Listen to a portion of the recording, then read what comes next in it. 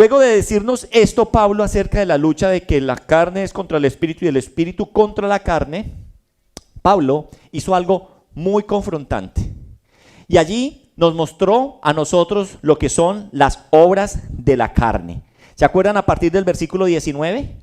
Vamos al versículo 19 y dice la palabra de Dios: y manifiestas son las obras de la carne, que son adulterio, fornicación, inmundicia, lascivia, idolatría, hechicería, enemistades, pleitos, celos, iras, contiendas, disensiones, herejías, envidias, homicidios, borracheras, orgías y cosas semejantes a esta. Entonces, Pablo nos formuló a nosotros una lista, ¿cierto?, que fue clara, porque no nos dejó a nosotros en la nube la idea, sino él dice cuáles son las obras de la carne y las enumera. Y decíamos hace 15 días que veíamos este tema, con cuál de estas usted se identifica, ¿cierto? ¿Cuál es su lucha? Entonces, es dolorosa, es directa esta lista que Pablo nos está haciendo, porque el pecado no es una teoría. El pecado, querida iglesia, es algo que nosotros nos vemos enfrentados todos los días. Se manifiesta, se ve, se nota lo que es el pecado. Pero Pablo no va a terminar allí con esta lista de pecados o de obras de la carne. Y la verdad, gracias a Dios, Pablo no termina con esta lista. Gracias a Dios no termina allí, porque el evangelio no solo nos muestra a lo que usted y yo tenemos que morir, porque hay un llamado a que nosotros muramos, ¿cierto?, a las obras de la carne. El evangelio no nos hace solamente el llamado a que usted tiene que morir. El evangelio también nos muestra lo que Dios quiere producir en cada uno de nosotros. El evangelio no solo nos confronta con la carne, lo que hace la carne en nosotros. El evangelio nos revela lo que el Espíritu de Dios forma en el individuo, en el creyente, en el Hijo de Dios. Y aquí, con lo que vamos a ver hoy, en esta nuestra primera parte de esta serie, en esta sesión de lo que es el fruto del Espíritu Santo, y la próxima, Pablo nos lleva a una de las descripciones más hermosas de toda la vida cristiana. Pablo va a tocar o nos va a hablar acerca de lo que es el fruto del Espíritu Santo de Dios. Y cuando nosotros hablamos del fruto del Espíritu de Dios, ¿cierto? Pablo no nos está hablando a nosotros de una lista de reglas. Pablo no nos está hablando a nosotros de una nueva ley. Pablo no nos está hablando de un nuevo estándar moral externo al cual usted y yo como cristianos tenemos que apuntarle. No, sino que Pablo nos está hablando acerca del carácter de Cristo formado en el creyente. Y eso es el fruto del Espíritu Santo de Dios. Cuando el fruto del Espíritu de Dios se ve en nuestras vidas, lo que usted y yo estamos reflejando es el carácter de Cristo en mi vida. Y si algo usted y yo como creyentes tenemos que hacer es pedirle a Dios que permita que el carácter de Cristo se haga en mi vida, se vea en mi vida, se refleje en mi vida. Porque ¿cuál es el llamado suyo y mío? Usted y yo tenemos que ser luz, pero no una luz propia. ¿Cuál luz es la que usted y yo tenemos que reflejar? La de Cristo. Y en eso es que esa luz es ese carácter, es Cristo viviendo a través de nosotros. Así, querida iglesia, que como idea central de este sermón, debemos saber que el fruto del Espíritu no es lo que el cristiano intenta producir por esfuerzo. El fruto del Espíritu no es algo que usted dice, estos son los 9 componentes del fruto, vamos a darle duro a eso para que se vea en mi vida. No, no es algo que el cristiano intente reproducir. Es lo que el Espíritu de Dios produce en el creyente que permanece en Cristo Jesús. ¿Usted quiere reflejar el carácter de Cristo? ¿Usted quiere reflejar, cierto? ¿Quiere que Cristo sea formado en su vida? Pues permanezcamos en Cristo Jesús y el Espíritu de Dios nos va a ayudar a formar ese carácter en nosotros. Ahora bien, antes de hablar de cada parte del fruto, Pablo quiere que entendamos qué es realmente ese fruto que él está hablando. Hoy voy a hablar de 5 puntos. Y el primer punto que yo quiero tocar es el fruto. Es una obra sobrenatural y no un esfuerzo humano. Miremos lo que dice Gálatas 5:22 al principio. Y dice, mas el fruto del Espíritu es. Vamos a dejarlo ahí. Cuando usted y yo profundizamos en este texto, en lo que nos está diciendo Pablo aquí, Pablo hace aquí un contraste intencional. No se nos puede olvidar qué venía hablando Pablo. No se nos puede a nosotros olvidar qué fue lo que predicamos hace 15 días. Tranquilo, si usted no vino, no se preocupe. En las redes sociales, en YouTube, está la prédica. Pero yo ya se los dije hace un momento. Él viene hablando de la obra de la carne. Y ahora va a empezar a hablar del fruto del Espíritu Santo. Entonces, Pablo acá está haciendo un contraste que es intencional. En los versículos anteriores, Pablo habló de ¿qué? De las obras de la carne. Pero ahora, cuando él va a hablar acerca de lo que produce lo que se produce en el creyente que convive, que permanece en Cristo, él va a hablar del fruto del Espíritu Santo de Dios. Y ese contraste es importante. Ese contraste es necesario que usted sea consciente de que él está contrastando entre lo que son obras y lo que es fruto. ¿Por qué? Porque la carne produce obras.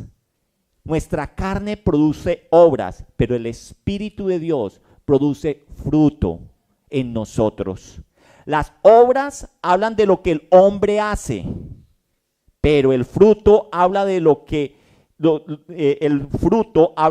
una vida produce cuando está unida a una fuente. ¿Cómo sale un fruto? ¿Sale de qué? ¿De un árbol? ¿De una mata? ¿Y cómo sale el fruto? Porque está pegado a algo. Ahí nos recordamos lo que dice Juan 15 acerca de lo que es la vid verdadera, ¿sí? Que dice, permaneced en mí y llevaréis muchos frutos. Entonces, el fruto habla de lo que una vida produce cuando está unida a una fuente. Usted y yo estamos incapacitados de producir el fruto del Espíritu de Dios si usted y yo no estamos unidos al Espíritu de Dios, si usted y yo no permanecemos en Cristo Jesús. Y con esto Pablo quiere que entendamos algo que es fundamental. El cristianismo no es solo dejar de hacer ciertas cosas, es convertirse en algo nuevo. Eso es el cristianismo. No es usted qué ha dejado. ¿Usted es cristiano? Sí. ¿Qué ha dejado? No. ¿Usted es cristiano? Sí. Cristo ha hecho una nueva persona en ti. Por eso, cuando el bautizo, cuando se bautiza, muere y sale esa nueva criatura, ¿correcto? Entonces, el Espíritu Santo de Dios hace en nosotros algo que se llama la regeneración. Y esa regeneración es que generar una nueva persona. Y eso lo hace el Espíritu Santo de Dios. Iglesia, el fruto no se fabrica, no se imita, no se maquilla, se produce. Y se produce por la obra interna del Espíritu Santo de Dios en el creyente, ¿correcto? Así que cuando nosotros comprendemos esto, aquí hay una verdad central de la santificación del seguidor de Jesús. La transformación cristiana no es conducta modificada. La transformación cristiana es vida nueva producida por el Espíritu. La carne puede modificar comportamientos por un tiempo. La carne puede aprender el lenguaje cristiano. La carne puede adoptar hábitos religiosos. La carne puede parecer madura. La carne puede producir un lenguaje santo. Y eso no significa que verdaderamente seamos nuevos. Solo el Espíritu puede producir el carácter semejante al de Cristo en nuestras vidas. Solo el Espíritu Santo de Dios. Eso significa que el fruto del Espíritu no es un proyecto de automejoramiento. Cojo el fruto, sé cuáles son sus 9 componentes y me propongo a mejorarlo día tras día. Esto no es así. Porque lo que decía, cuando tratamos de hacer eso, la carne aprende comportamientos, pero por un tiempo. Porque no es algo nuevo, no es una persona nueva. La carne se cansa, la carne desiste. Entonces, eso significa que no es el fruto del Espíritu, no es un proyecto de automejoramiento, no es una versión cristiana de disciplina personal. Yo me voy a proponer amar. Yo me voy a proponer, ¿cierto?, a ser un pacificador. Yo me voy a proponer a tener gozo, ¿sí? Y entonces me voy a reír todo el día. No. Usted puede reír por un momento, puede experimentar gozo, pero si no es el gozo de Dios, si no es la paz de Dios, eso no va a perdurar. Dice la palabra de Dios que la paz del Señor es una paz que ¿qué? Que sobrepasa todo entendimiento. Entonces, es la evidencia sobrenatural de una nueva naturaleza. El fruto del Espíritu Santo es una evidencia sobrenatural de una nueva naturaleza. Porque se llega a lograr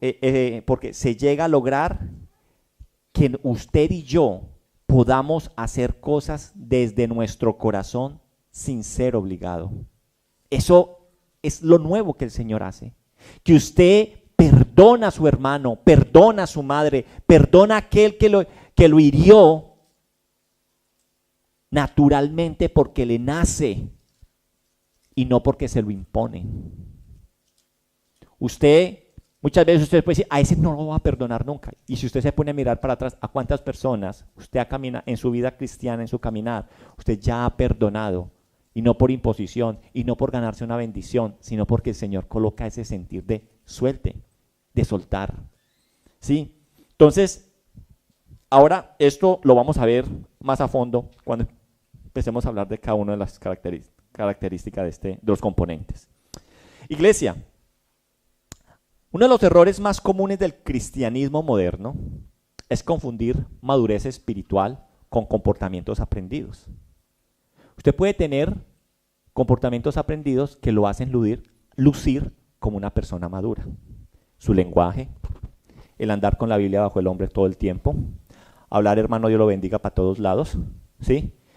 Entonces, la cultura cristiana aprendida no es sinónimo de que usted ha sido transformado por el Espíritu Santo de Dios. Entonces no podemos confundir madurez espiritual con comportamientos aprendidos. Personas que saben hablar como cristianos, que saben comportarse en la iglesia, que saben decir las cosas, que saben cómo orar, que saben cómo vestirse. Eso no es fruto. Eso puede aparentar ser, pero no hay una verdadera transformación. Y eso es peligroso porque puede parecer cambiado y seguir siendo el mismo. Pero lo más triste es que somos nosotros mismos los que nos engañamos. Somos nosotros mismos los que nos engañamos.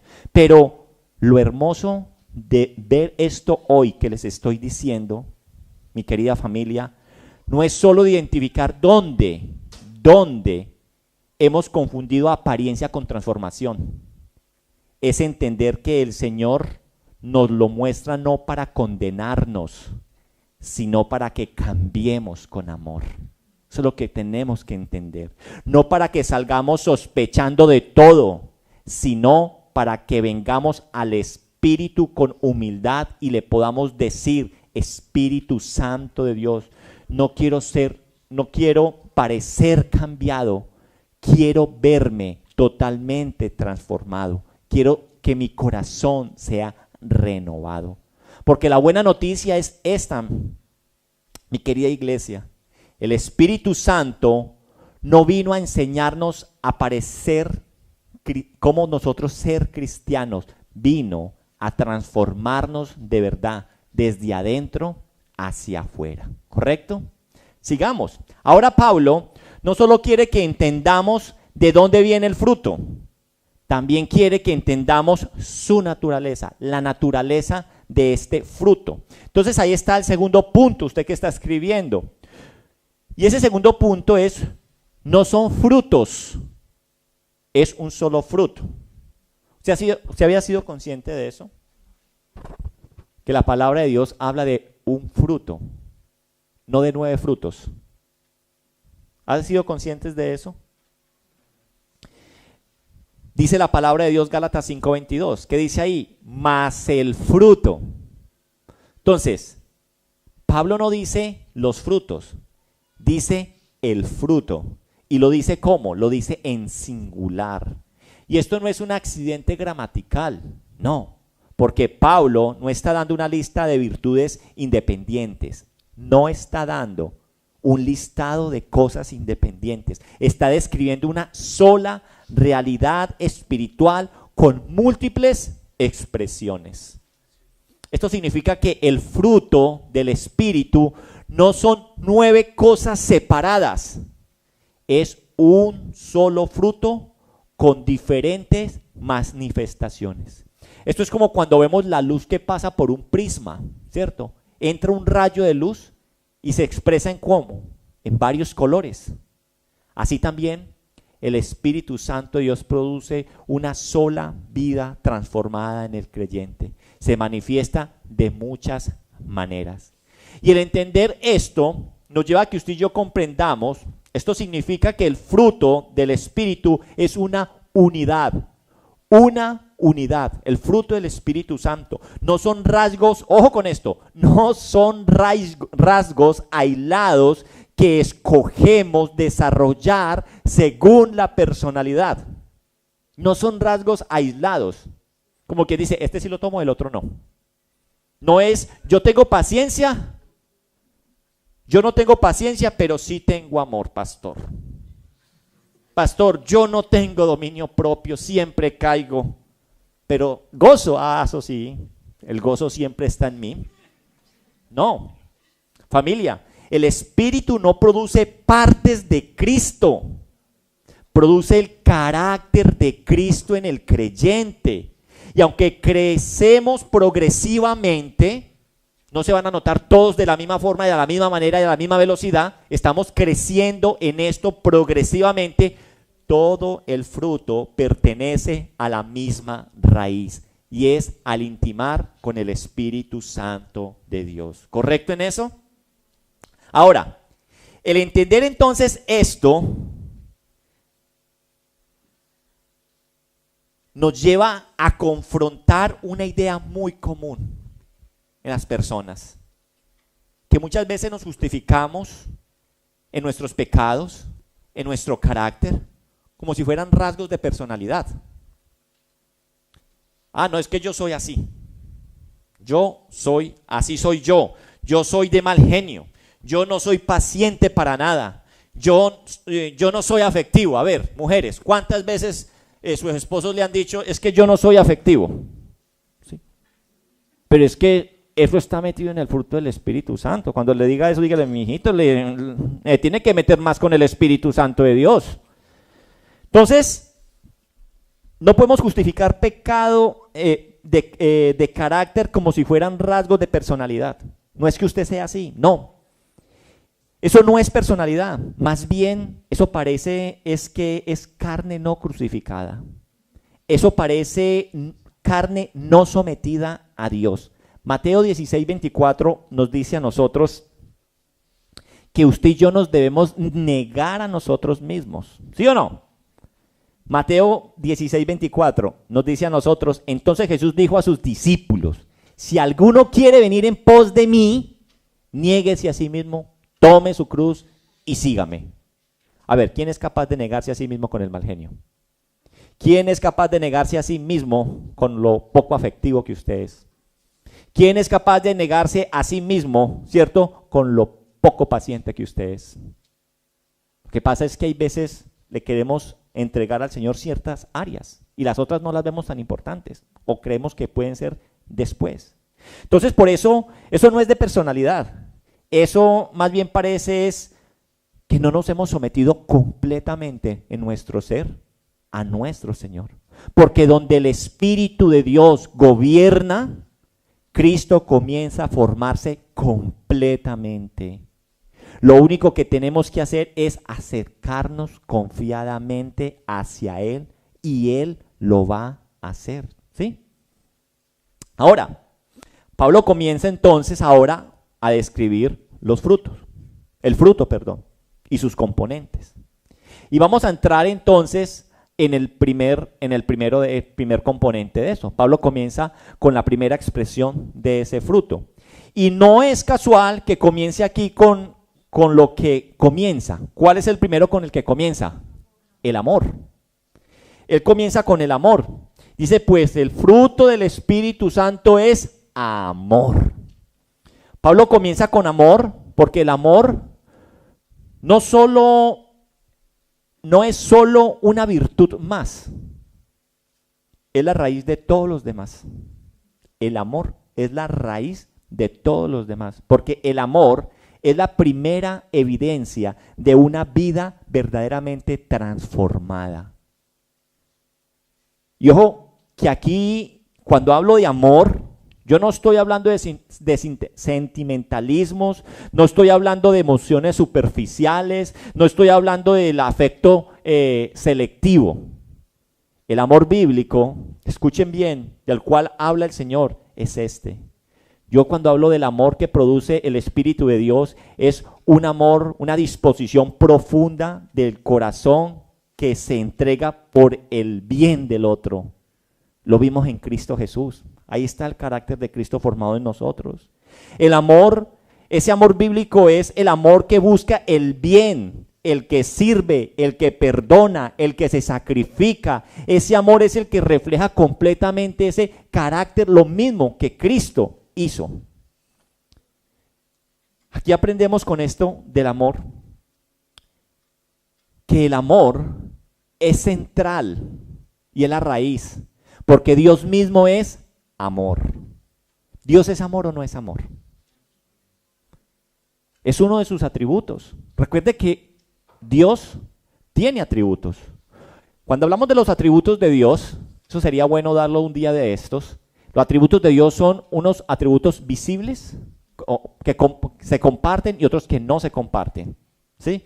Y entre esos entonces, entre los atributos que tiene Dios, que Dios es perfecto, que es eterno, que es santo, que es justo, que es amoroso, que es inmutable. Esos son los atributos de Dios, ¿cierto? Unos atributos que comparte con la humanidad y otros que no. Por ejemplo, el amoroso, nosotros somos amorosos y los comparte con nosotros. Pero por ejemplo, el eterno, ¿cierto? Ese no se comparte. Entonces, ¿qué muestran los atributos? Los atributos es una muestra del carácter de Dios. Entonces, el amor es central porque Dios es amor. Yo no voy a decir que el mayor atributo de Dios es el amor, pero porque no podemos decir Dios es 10% justo, 30% amoroso, 40%, no podemos decirlo así, ¿cierto? Es un total de lo que describe esos atributos al carácter de Dios. Pero el amor, cuando leemos la palabra de Dios, ¿cierto? Vemos que el amor se ve manifestado. Es que cuando hablamos del amor, muchas veces la justicia se pega del amor. Porque esa justicia, ¿cierto? Cuando Dios es justo, es porque nos ama a nosotros. Y eso lo podemos ver claramente en el libro de Isaías. Así que entonces el amor es central porque Dios mismo es amor. Y donde el Espíritu mora, el carácter de Dios comienza a reflejarse. Por eso el amor no es primero un mandamiento, es primero una evidencia. En el cristiano no se pide el amor como mandamiento. Tú tienes que amar. No, es una evidencia. Y vuelvo a lo que en algún momento recordamos de la iglesia primitiva. ¿Cuál era la característica de la iglesia primitiva? El amor. Miren cómo se aman, ¿sí? Cómo llamaban las fiestas, a las reuniones de ellos, las reuniones del amor, ¿sí? Entonces, la evidencia, el amor no es un mandamiento, es una evidencia de que verdaderamente el Espíritu Santo obra en nosotros, de que somos unos verdaderos hijos de Dios, porque amamos, ¿sí? Porque entendemos ese amor bíblico, que nos entregamos por el otro, que buscamos el bien de mi hermano, que perdonamos con facilidad, ¿sí? Que no nos importa muchas veces sacrificarnos por el bienestar de mi hermano. Eso lo vemos en Cristo Jesús. El fruto, dijimos y recordemos, es ese carácter de Cristo formado en nosotros.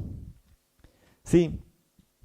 Entonces, nosotros no amamos para ser espirituales. Amamos porque el Espíritu Santo está obrando en nosotros y Él nos capacita a amar. Iglesia, la primera evidencia de la madurez, ojo con lo que voy a decir, la primera evidencia de madurez no es cuánto sabes de Biblia, sino cuánto amas. Puedes tener doctrina correcta y un corazón frío. Puedes defender la verdad y no parecerse a Cristo. Cristo siempre mostró su amor por nosotros. Juan 13:1. Y Pablo dice, si el Espíritu está obrando, el amor se va a notar en nosotros. Entonces, eso es lo que tenemos que entender. La marca del Hijo de Dios es que el amor. Eso nosotros lo tenemos que tener muy, muy claro, porque Cristo mostró siempre amor por nosotros y el Espíritu de Dios forma eso en nosotros. Vamos adelante. Y donde el Espíritu produce amor, también produce una alegría que no depende de circunstancias. Y ahí viene el cuarto punto. Y en el cuarto punto es el gozo, es la evidencia de un corazón satisfecho en Dios. Gálatas 5:22. El segundo componente, amor, gozo. ¿Sí? Entonces, el gozo del que Pablo habla no es superficial. El gozo del que Pablo habla no es optimismo. El gozo del que Pablo habla no es buen ánimo. El gozo del que Pablo habla no es mente positiva. El gozo del que Pablo habla no es que usted se ría todo el día. No. Es una alegría profunda en nuestro ser que nace de estar reconciliado con Dios. Ese es el gozo. Nace de reconocer de que somos reconciliados con Dios por medio de la obra de Cristo Jesús.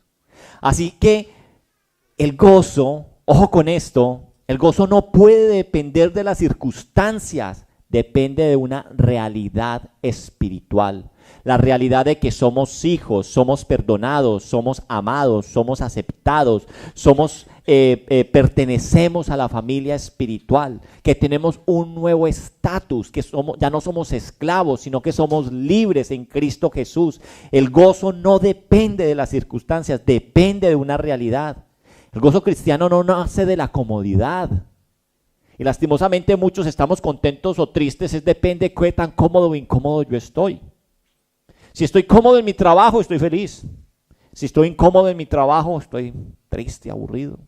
Si tengo plata en el banco, gozoso, es muy fácil estar alegre. Pero si no hay plata en el banco, estoy preocupado, estoy triste, estoy cabizbajo. Entonces, el gozo cristiano no nace de la comunidad, nace de comunión con Dios. Por eso puede existir incluso, el gozo puede existir incluso en medio del dolor. Hay veces uno va a ceremonias fúnebres y uno ve una tranquilidad y un gozo en las personas. Eso es un gozo que solamente el Señor puede dar. Porque aún en medio del dolor, no quiere decir que esa persona no esté sintiendo dolor, pero tiene gozo. ¿Por qué? Porque entiende cuál es la realidad espiritual del que murió y cuál es la realidad espiritual que le espera. ¿Sí? Hay dolor, ¿por qué? Pues el despego presencial, emocional. ¿Sí? Entonces, por eso puede existir incluso en medio del dolor, porque no depende de lo que pasa a su alrededor, sino de lo que son las verdades en Cristo Jesús, las verdades que usted y yo tenemos en la palabra de Dios. Cuando nosotros hablamos de gozo, pues tenemos que hablar de ejemplos. Y Pablo está escribiendo esto acerca de el fruto del Espíritu Santo, y habla de que el fruto del Espíritu Santo, uno de sus componentes es gozo. Y no puede ser que Pablo no nos dé ejemplo de eso, de gozo.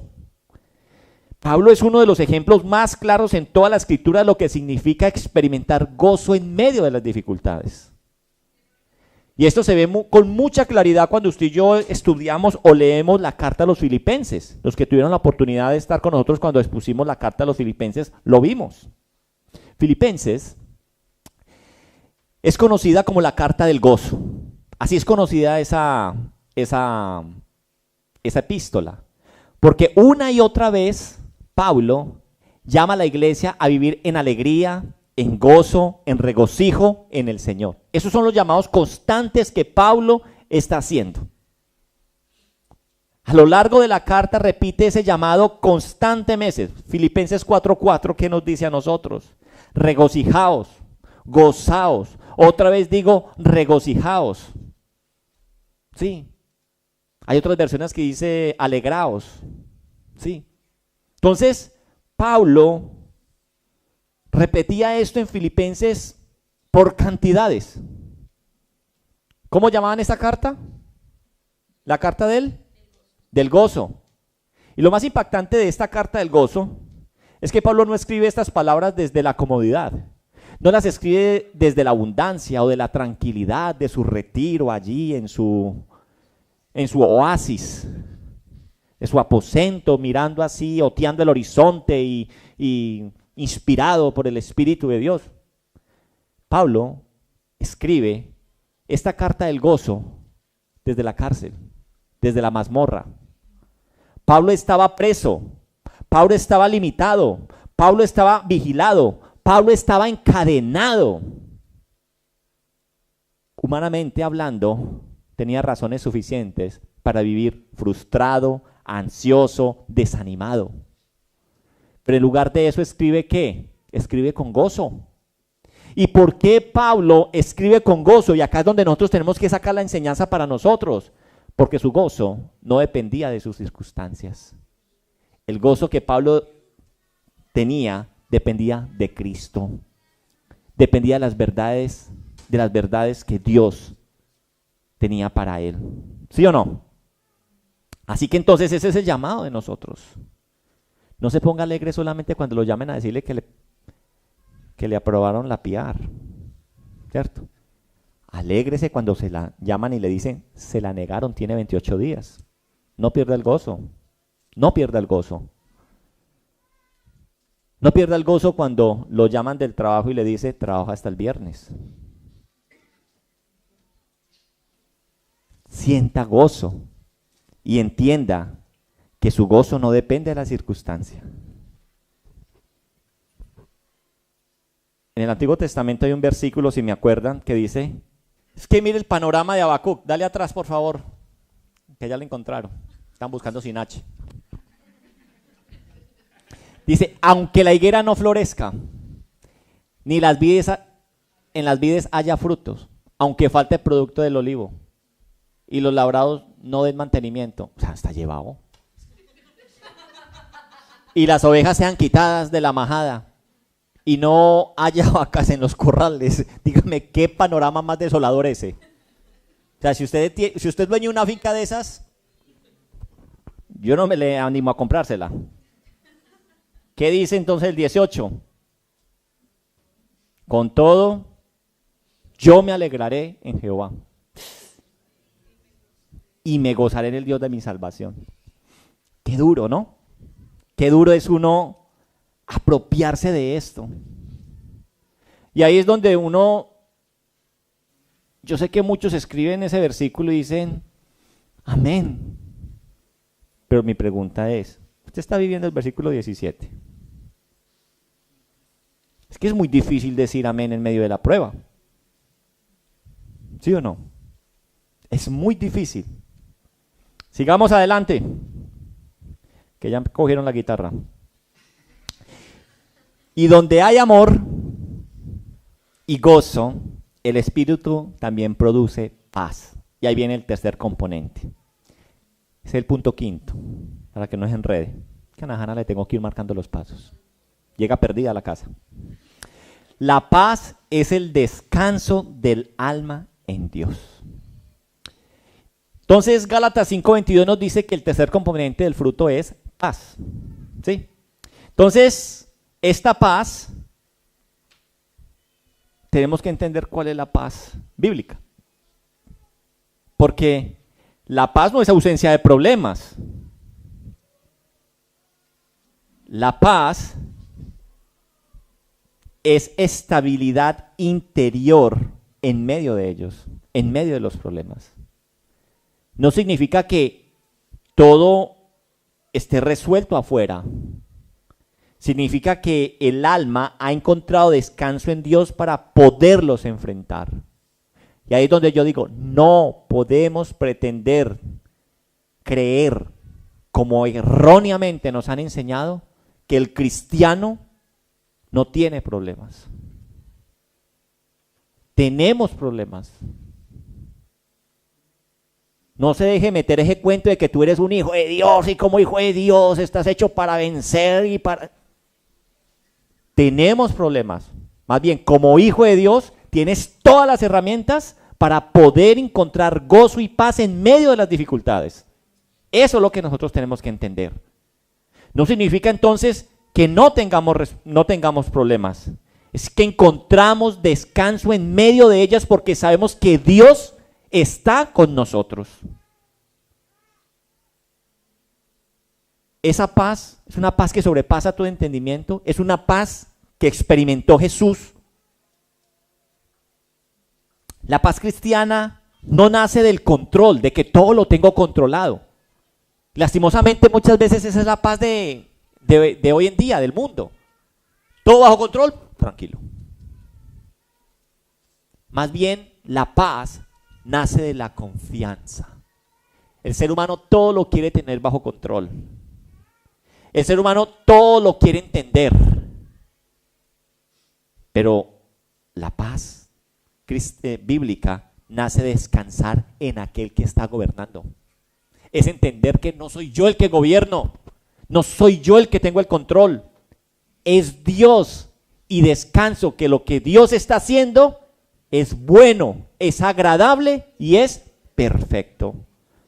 Familia, la paz bíblica no es como la paz que ofrece este mundo. La paz del mundo depende de circunstancias estables. La paz de Cristo permanece aún cuando todo está temblando allá afuera. La paz del mundo nace cuando no hay problemas. La paz bíblica permanece aún en medio de ellos, en medio de los problemas. La paz del mundo depende del control, del dinero, de respuestas o de seguridad visible de cuántas personas a usted lo estén cuidando. La paz de Dios nace de confiar en su soberanía aún cuando no entendemos lo que está pasando a nuestro alrededor. La paz del mundo es superficial y es temporal. La paz de Cristo es profunda, es firme y es eterna. Eso es. Donde el Espíritu de Dios está gobernando, el alma aprende a descansar, porque sabe que no es de nosotros, es de aquel que está gobernando. Y Él es soberano. Y cuando yo entiendo que Él es soberano y tiene el control, en mí hay paz. Usted no se le ha caído de las manos al Señor. Usted no se le ha caído de las manos. No se preocupe. Usted no se le ha caído de las manos al Señor. Aprendamos a someternos a Él, a confiar y a descansar. Iglesia, para cerrar este tema de hoy, el Espíritu no vino solo a señalar lo que está mal, apuntando a las obras de la carne. Vino a obrar en ti con amor y a formar a Cristo en tu vida. Y donde Él obra, se empieza a notar. Se empieza a notar el amor, se empieza a notar el gozo y se empieza a notar la paz. Así que hoy no mires esto para desanimarte. Míralo como una invitación amorosa de Dios a rendirte más a Él. No para salir cargado de este lugar, sino para venir al Señor y decirle con confianza desde nuestro corazón: Espíritu Santo, Señor, sigue obrando en mí. Haz en mi corazón lo que yo no puedo hacer por mí mismo. Eso es lo que nosotros tenemos que hacer. No salgamos de aquí cargados, salgamos de aquí confiados y entendiendo que tenemos que someternos ante su presencia. Amén. Amén. Vamos a colocarnos en pie. Vamos a orar.